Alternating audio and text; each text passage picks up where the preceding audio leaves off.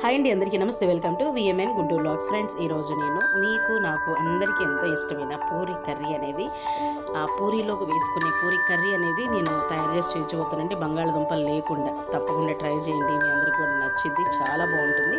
కాకపోతే సమ్మర్ కాబట్టి ఈయనది పూరి అనేది ఆయిల్ ఫుడ్ కాబట్టి ఎప్పుడన్నా ఒకసారి ట్రై చేయొచ్చు, ఏమీ కాదు.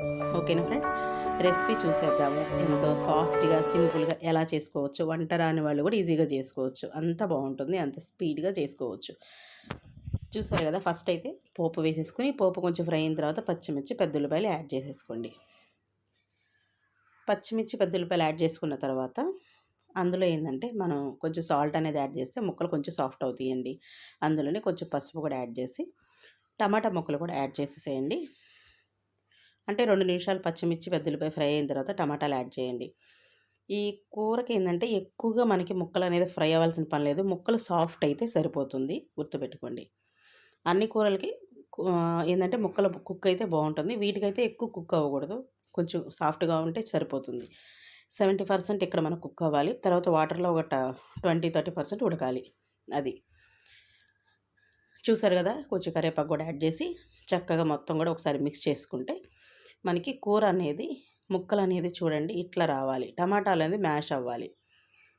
అవుతున్నప్పుడు చూసుకుని మీరు తీసుకున్న ఉల్లిపాయను బట్టి వాటర్ అనేది యాడ్ చేసుకోండి.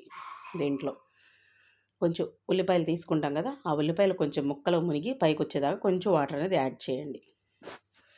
యాడ్ చేసేసుకుని చక్కగా మూత పెట్టేసి మరిగించుకుంటే ఒక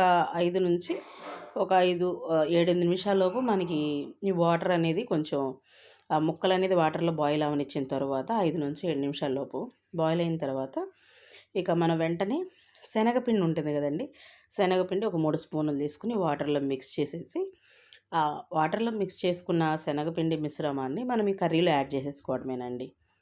చూసారు కదా, ఇలా ఎప్పుడైతే మనం శనగపిండి వాటర్ యాడ్ చేస్తామో కూర అనేది థిక్నెస్ అనేది స్టార్ట్ అయ్యిద్ది. ఇలా మీకు ఎంత థిక్నెస్ కావాలో దాని ప్రకారంగా మీరు శనగపిండి అనేది యాడ్ చేసుకోవచ్చు. చూసారు కదండి, చాలా స్పీడ్గా అయిపోయిద్ది. శనగపిండి వేసిన మనకి 5 మినిట్స్ లోపు కర్రీ అనేది రెడీ అయిపోయిద్ది. శనగపిండి వేసినాక జస్ట్ ఒక 2-3 నిమిషాలు ఉంటే కర్రీ రెడీ అయిపోయిద్దండి, థిక్నెస్ వచ్చేస్తుంది. దీంట్లో ఏంటంటే కొంచెం పైనుంచి కొత్తిమీర జల్లేసి తీసేసుకోవడమేనండి, అంతే. ఎంతో టేస్టీ అయినటువంటి, ఎంతో స్పీడ్గా ఇంట్లో హోటల్ స్టైల్లో మనం ఇలా ఇంట్లో తయారు చేసుకుని ఎంజాయ్ చేయొచ్చు. మీ ఇంట్లో కనుక ఇలా చేసి పెట్టారంటే ప్రతి ఒక్కళ్ళు కూడా ఈ పూరి ప్రతిసారి చేయమని మిమ్మల్ని అడుగుతారండి, అంత టేస్ట్ ఉంటుంది, చాలా బాగుంటుంది.